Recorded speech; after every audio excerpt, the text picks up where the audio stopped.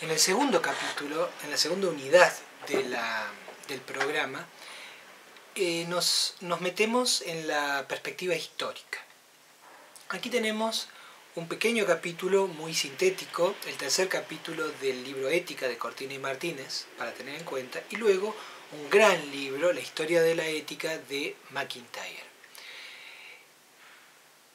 Si tenemos que ser sintéticos, podríamos decir, siguiendo esa periodización que hace Cortina, que hay un primer gran periodo de éticas que se llaman éticas de la era del ser. Un segundo periodo que son las éticas de la era de la conciencia, y un tercer periodo, el contemporáneo, que denomina éticas de la era del lenguaje. Las éticas de la era del ser aluden al periodo antiguo, al periodo griego, hasta el inicio de la Edad Media, y luego toda la Edad Media.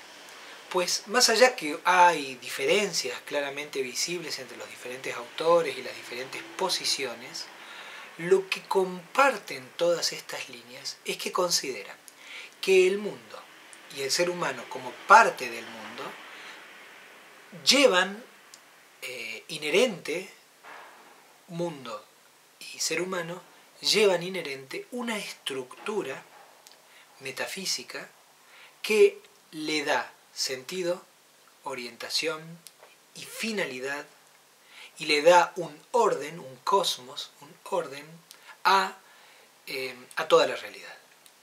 La ética lo que ha de hacer es reconocer cuál es ese orden, cuál es la finalidad correspondiente, por ejemplo, al ser humano, y aplicar esa finalidad a la reflexión sobre las cuestiones morales.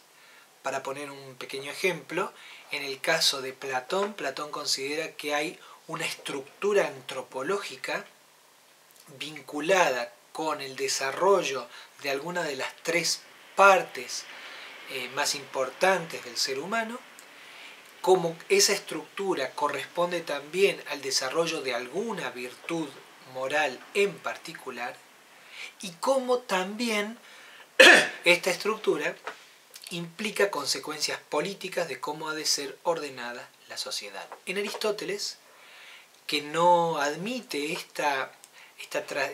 este mundo de las ideas platónico, que es inherente y que ha de ser reconocido por descubrimiento introspectivo, ¿no? Siguiendo la tradición socrática, y con una especie de iluminación, una visión iluminativa del mundo, sino que ha de ser, según Aristóteles, que es un empirista, descubierto mediante la experiencia, pero también llegando a esa noción de esencia o esa estructura del ser que corresponde a toda la realidad. Entonces, mediante ese análisis, Aristóteles también llega a la idea de que hay una finalidad esencial, por ejemplo en el ser humano, que ha de ser aquello que rija y juzgue y nos permita juzgar sobre nuestras opciones morales. El mundo medieval, judeocristiano, toma esta noción, por cierto que tratando de hacer confluir lo que sería la naturaleza con la sobrenaturaleza o el problema de la gracia. Esto es importante porque en muchos de nuestros discursos todavía aparece la noción de naturaleza, pero con un contexto y una hermenéutica, un contexto hermenéutico distinto al que tuvo cuando surgió. El mundo moderno, y de nuevo, más allá de sus diferentes vertientes, dentro de la ética, considera que es a nivel de la conciencia donde se ha de dirimir la justificación, la justificabilidad de una norma moral o la decisión frente a un dilema.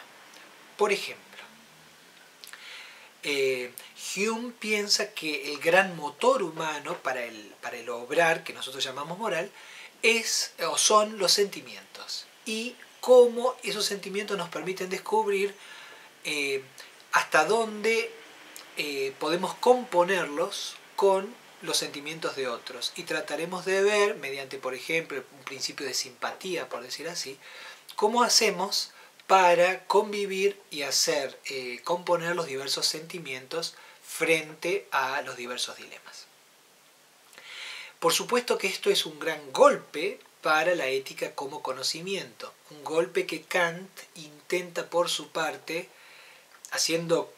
prestando atención a la crítica de Hume, pero intenta superar reconociendo que hay un hecho fundamental de libertad en las decisiones morales, pero planteando como punto de partida que puede haber un conocimiento del deber mediante el recto uso de la razón que sea autónomo, cuyos resultados sean universalizables, y finalmente que tome a todo ser humano como un fin en sí mismo y nunca solo como un medio. Paralelo a Kant, y con otra forma de entender el uso de la razón, aparecen los diversos modelos de utilitarismo. ¿Qué significa básicamente el utilitarismo? Que hay que tener en cuenta, mediante un cálculo racional, las consecuencias, la utilidad de las consecuencias que previsiblemente tienen nuestras decisiones. La crítica de Nietzsche que aludíamos al inicio del curso pone en crisis todo este concepto de conciencia. Pone en crisis, en primer lugar, el origen de nuestras valoraciones morales, pone en crisis la finalidad supuesta de por ejemplo, de nuestra naturaleza moral, y pone en crisis cualquier tipo de igualamiento moral. Frente a esto y frente a esta gran crisis del fundamento de la ética, aparecen diversos intentos de justificar nuestras opciones morales. Por ejemplo, el emotivismo, que nos dice que lo que hay que hacer es apelar a las emociones, que tiene una gran virtud por su capacidad motora, pero una gran dificultad a la hora de mantenerse en el tiempo, por ejemplo.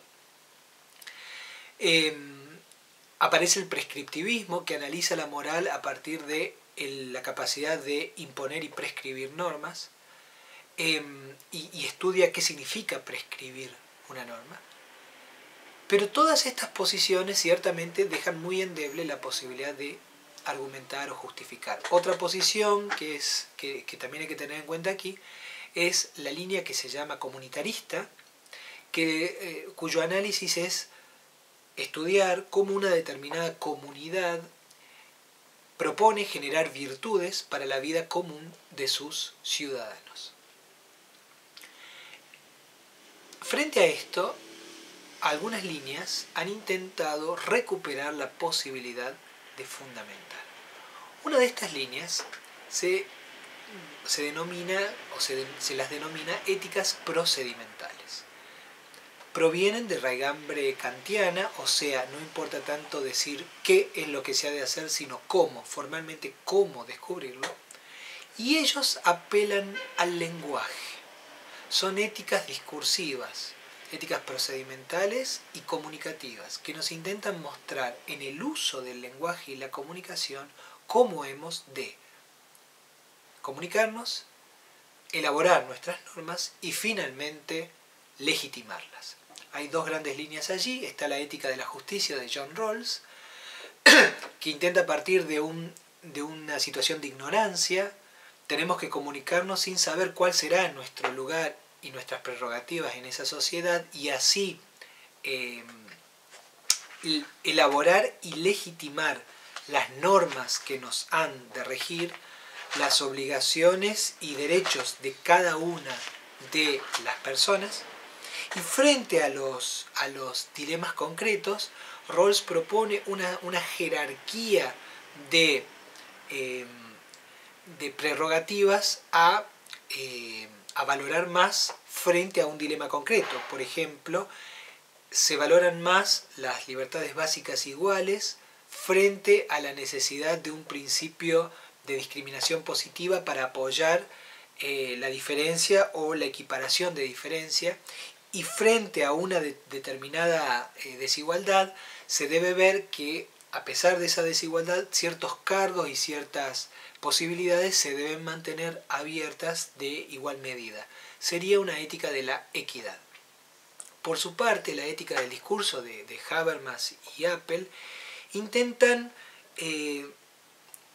encontrar en el propio uso del discurso, en la propia comunicación humana, las condiciones de posibilidad y de legitimidad para elaborar normas moralmente vinculantes.